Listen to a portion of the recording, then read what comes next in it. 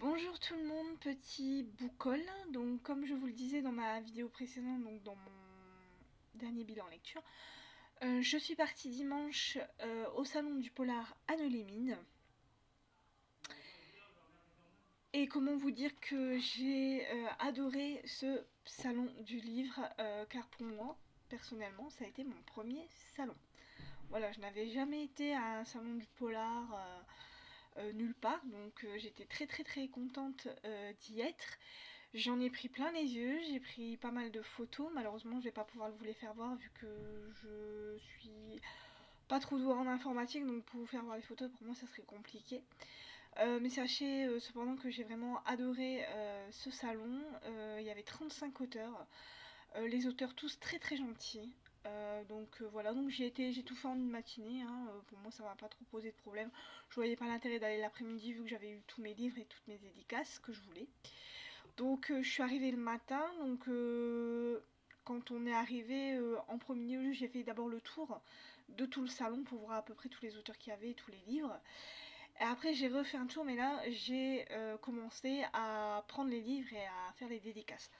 Donc j'ai commencé par prendre donc Laurent Loison Cyanure chez Hugo Thriller.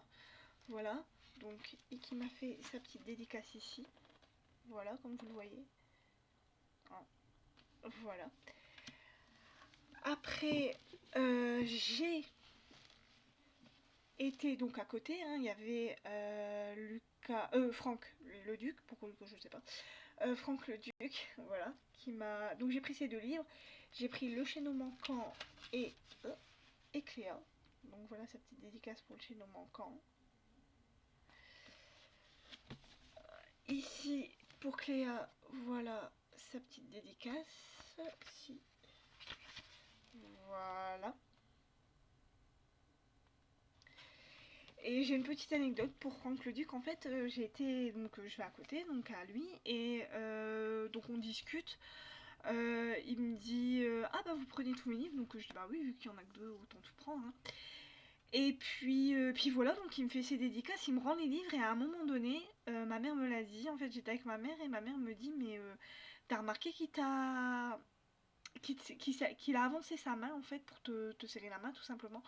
Ah, j'ai dit non, elle dit bah oui, elle dit si on se sentait un petit peu bête de le faire parce qu'en fait t'as pris les livres et puis t'es parti, t'as même pas capté que qu'il voulait te serrer la main en fait. Et non, j'ai pas vu du tout, donc j'ai loupé le moment où j'aurais pu lui serrer la main et voilà.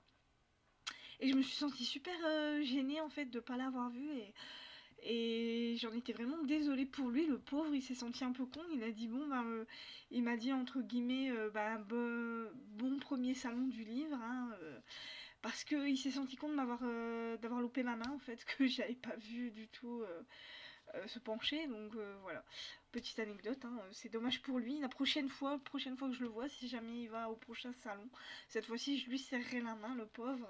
Il a dû se trouver un peu con de vouloir me serrer la main et que malheureusement je l'ai pas capté. Mais il l'a vu. Hein, ma mère m'a dit qu'il avait vu que j'avais pas vu sa main tendue malheureusement. Donc bon. Du coup, il a un peu enchaîné. Sur le coup, je l'avais trouvé bizarre. J'ai dit, bah merde, je dis, il a une drôle d'attitude d'un seul coup. Et au final, non. C'est parce que j'avais oublié de lui serrer la main. Je l'avais tout simplement pas vu. Donc, c'est dommage. Mais bon, tant pis, hein, la prochaine fois. Donc, voilà pour la petite anecdote. Sinon, j'ai été voir Jérôme Loubry. Donc, je lui ai acheté donc son livre Les Refuges depuis le temps que je voulais l'acheter. Voilà sa petite dédicace. Je vais la retrouver. La ici. Voilà. Voilà sa petite dédicace. Voilà. Et bien sûr, il y avait Franck Tillier qui, lui, était le parrain du salon. Donc j'ai pris son premier roman, Train d'enfer pour Ange Rouge, avec son personnage principal de Charcot. Hein, donc voilà sa petite dédicace. Donc Franck Tillier, moi j'avais été déjà à deux de ses dédicaces donc par chez moi à Dunkerque, donc je le connaissais d'avance. Mais là je me suis dit je vais prendre son premier livre parce que ce qu'il faut savoir c'est que moi, en fait Franck Tillier je l'ai connu sur le tard, je l'ai connu avec Angor, avec Pandemia, avec donc Charcot, avec Lucas et avec le roman Inachevé. Voilà. Faut savoir que j'ai jamais lu ses premiers bouquins avec Charcot. Donc là, je me suis dit, c'est le moment, vu qu'il n'a pas encore fait de nouveaux livres et que je le voyais ce jour-là, je me suis dit, je vais prendre son tout premier roman avec son personnage récurrent, Charcot. Hein, et après, il y aura sûrement Annabelle, je sais plus son prénom. Enfin bref, sa partenaire hein, dans les suivants. Donc voilà, donc là j'ai pris Train d'enfer pour Ange Rouge, suivi de apparemment Deuil de miel que je ne connais pas. Je sais pas du tout.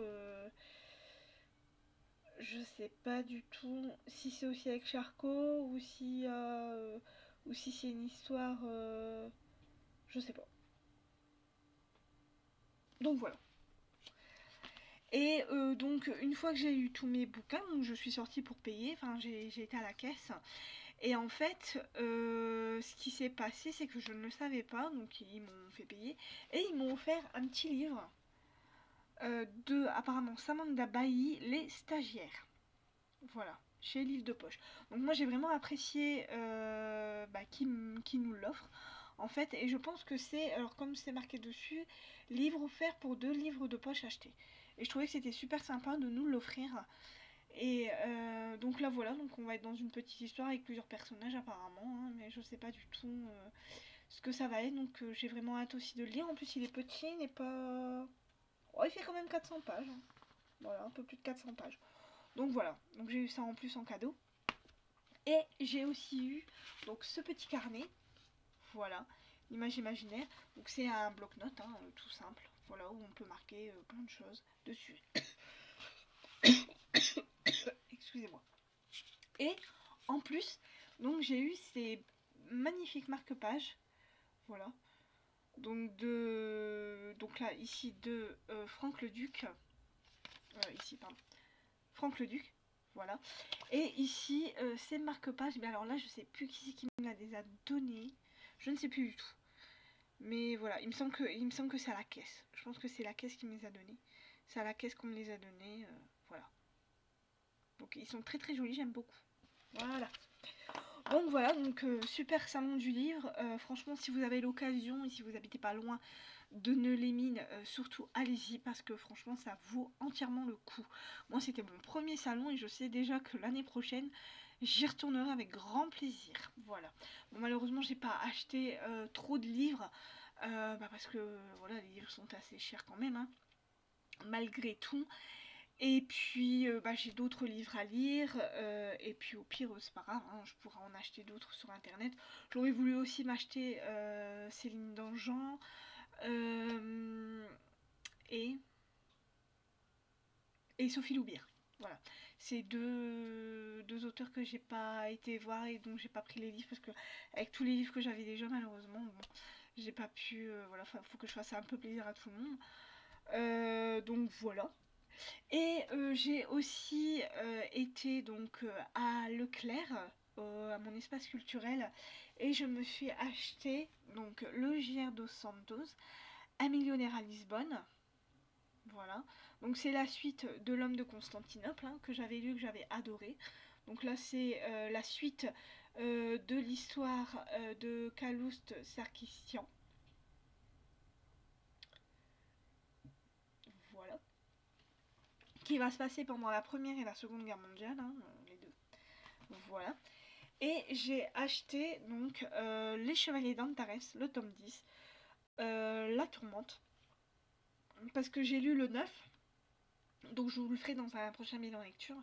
Et donc comme il y avait le 10 là qui était déjà sorti, je me suis dit je vais aussi l'acheter. Donc on va retrouver tout l'univers fantastique de Anne Robillard, hein, avec les Chevaliers d'Antares, avec Wellam, avec voilà, tous les sorciers, tous les... voilà. Voilà. Et donc en ce moment, je suis en train de lire Le Loup des Cordeliers. Donc moitié roman, moitié historique. Voilà, ce qu'il faut savoir sur Henri Lovenbruck, c'est que moi j'adore sa plume. Qu'il fasse n'importe quel livre, je pense que j'aimerais toujours la plume d'Henri Lovenbruck. Voilà, qu'il fasse dans le fantastique ou qu'il fasse dans un peu plus roman historique, je trouve qu'il écrit mais vraiment d'une fluidité. On est happé par l'histoire, y a pas, pour l'instant, il n'y a pas de longueur dans ce livre. C'est ce que j'apprécie. Autant il y en avait un petit peu dans Gallicum, mais bon, c'est passé quand même. Autant j'avais adoré La Moira, mais c'était plus des fantastiques. Donc là, j'ai eu un petit peu peur. Je me suis dit, niveau historique, j'espère que sa plume va toujours rester la même. Et oui, et elle reste toujours la même. Et c'est juste génial. Voilà, j'adore. Donc là, il faut savoir que l'histoire se passe donc pendant la Révolution française. En 1789, une sorte de justicier qui tient un loup en laisse, comment dire, tue des hommes qui agressent des femmes. Voilà. Donc il tue principalement des hommes qui agressent les femmes. C'est un justicier voilà, de cette époque-là. Bien sûr, c'est de l'imaginaire, hein, mais il y a des personnages historiques qui ont vraiment existé, hein, donc, comme le roi Louis XVI et Marie-Antoinette. Donc on va les retrouver dans ce livre. On va retrouver Robespierre, Mirabeau, on va retrouver Danton. Voilà, plein de personnages assez historiques qui ont bâti l'histoire, hein, de France. Et on va retrouver le personnage imaginaire de Gabriel Joly qui lui arrive à Paris et qui veut devenir journaliste, qui veut travailler dans un journal que tient son oncle en partie. Et voilà, et donc on va suivre Gabriel Joly qui va être très intrigué par ces meurtres et qui va vouloir savoir qui venge ces femmes qui sont agressées dans la rue. Enfin, au départ, on ne le sait pas, hein, que c'est par rapport aux femmes, mais je pense qu'on va vite le découvrir. Donc voilà. Donc Henri Lovenbruck, Le Loup des Cordeliers, chez XO Éditions. Voilà, donc il me reste encore à lire donc Christelle Dabos. Je vais lire, je vais relire tous ses romans, hein, du livre 1 jusqu'au livre 3. Je vais lire son nouveau, le livre 4.